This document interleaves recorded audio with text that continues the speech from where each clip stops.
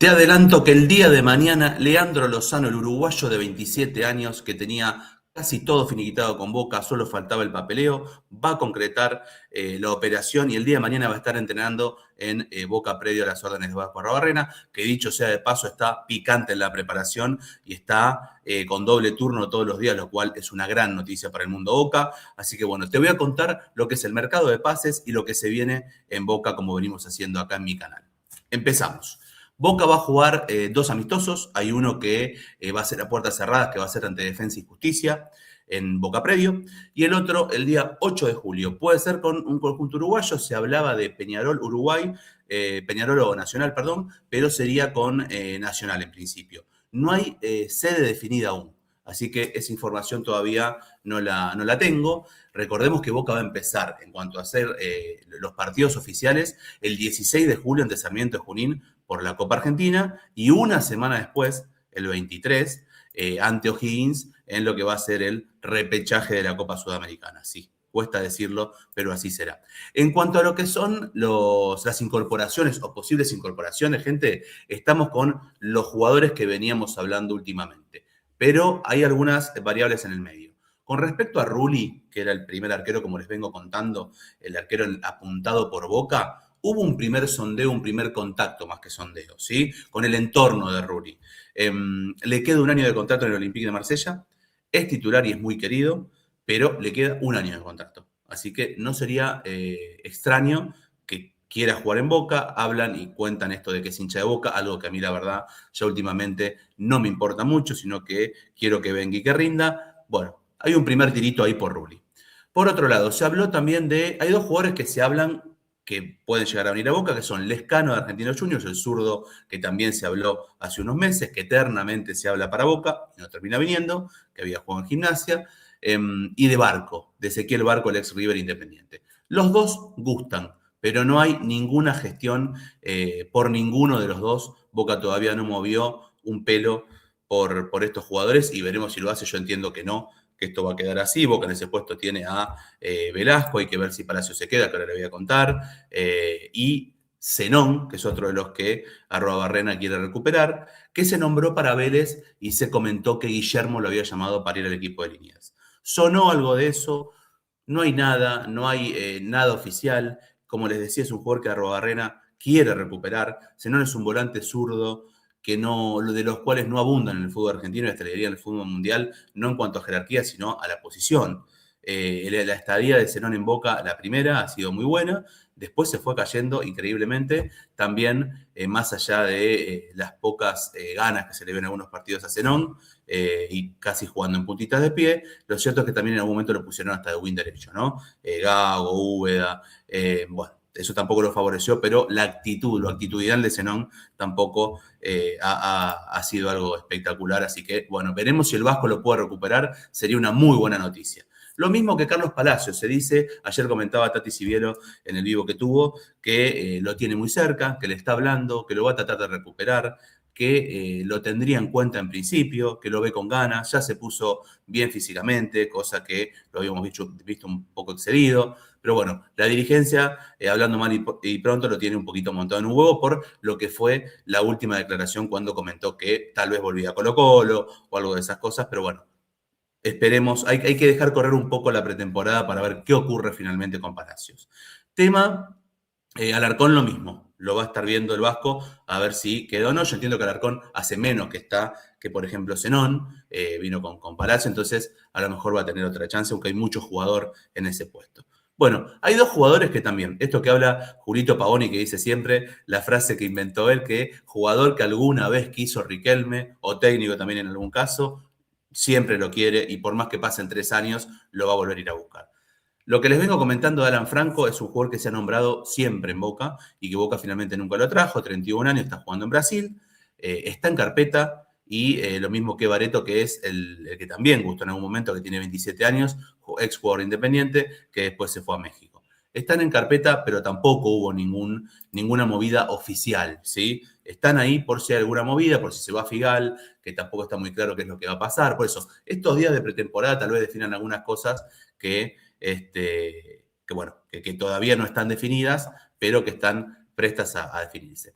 En el caso de Romania, como hablamos el otro día en el vivo el domingo con Daniel Cambrol, el periodista que cubre San Lorenzo en el día a día y que fue totalmente lapidario y nos dijo, a Boca no va a ir, no lo va a vender esta dirigencia, hay que ver si cambia algo estos últimos inconvenientes que tuvo San Lorenzo, pero a mí me informan justamente Daniel que el club no lo va a vender a Boca y que esperan la oferta del Pachuca o de Brasil.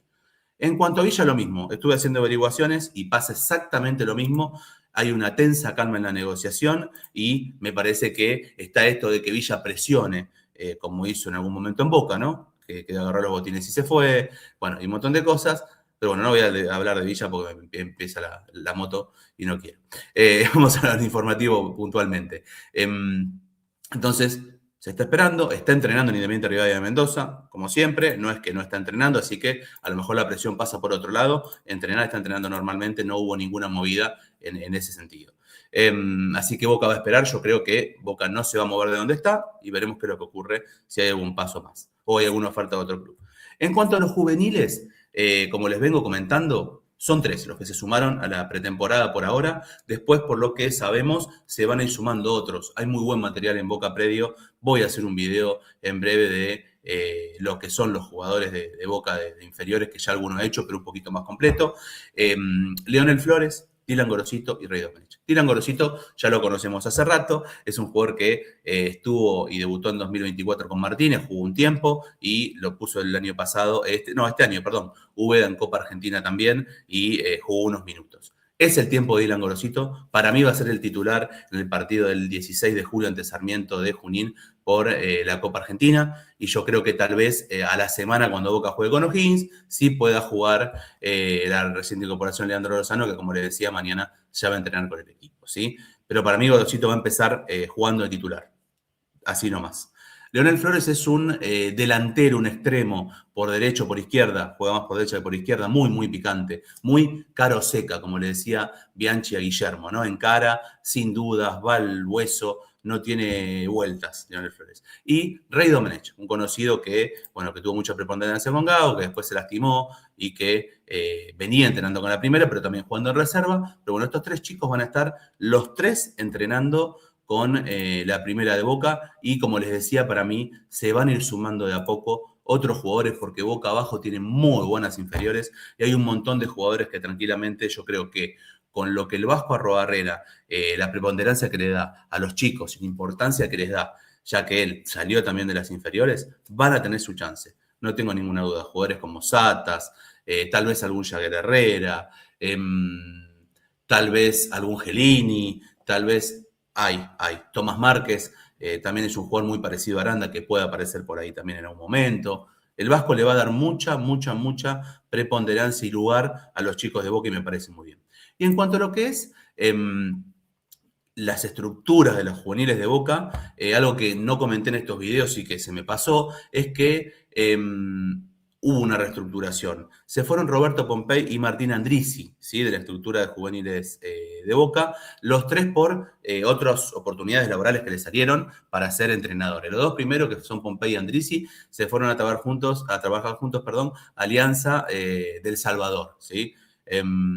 Tuvieron esa oportunidad y la aprovecharon. Y Silvio Rudman, que también estaba en las inferiores, es el nuevo DT de Maratón de Honduras, ¿sí? Entonces, bueno, ahí hubo por estas salidas incorporaciones como la de Andrés Grande, que es un exjugador que salió de Ferro, que jugó en Europa mucho tiempo, en selecciones juveniles también, y que ahora se incorpora a las inferiores, lo mismo que Ariel el Bombón Rosada, ¿sí? ¿Se acuerdan aquel volante central que salió de Boca, que fue muy querido en Chacarita, y que sale campeón con el News del Tolo Gallego, en ese muy buen equipo que tenía? El organigrama entonces de lo que es las estructuras de las juveniles en Boca quedó de esta manera. En la reserva sigue Mariano Herrón y Claudio Morel Rodríguez, ayudante de campo. En la cuarta, Andrés Grande y Joel Barbosa. En la quinta, Pico y Clemente Rodríguez. En la sexta, Pablo Ledesma y el Cata Díaz. En la séptima, Chipi Barijo y Ariel Rosada, que se sumó. En la octava, Enrique Quique Álvarez. En la novena, Mauro Navas y Matías Jiménez. Ese es el organigrama de cómo quedó Boca Predio, digamos, ¿no? Así que bueno, gente, por ahora no se movió mucho más que la incorporación de Lozano, que mañana va a tener con Boca, y las otras cosas que quedan pendientes y que veremos si Boca acelera. Me parece que vamos a tener un panorama mucho mejor una vez de que corra esta semana, tal vez la otra también, para ver los jugadores estos que están en duda, como Zenón, como Palacio, como Larcón, como algún otro que pueda surgir, si quedan finalmente en la consideración del Vasco o los reemplaza por pibes, que creo que es lo que va a pasar. Yo creo que Boca va a tener más jerarquía que otra cosa, y me parece bien, ¿sí? Hay que comprar jugadores de jerarquía y los que están, que puedan rendir, y complementar con los pibes, ¿sí? Así que bueno, gente, suscríbanse por favor, denle like, activen la campanita y los espero con mucha más información todos los días acá en mi canal. Un abrazo grande.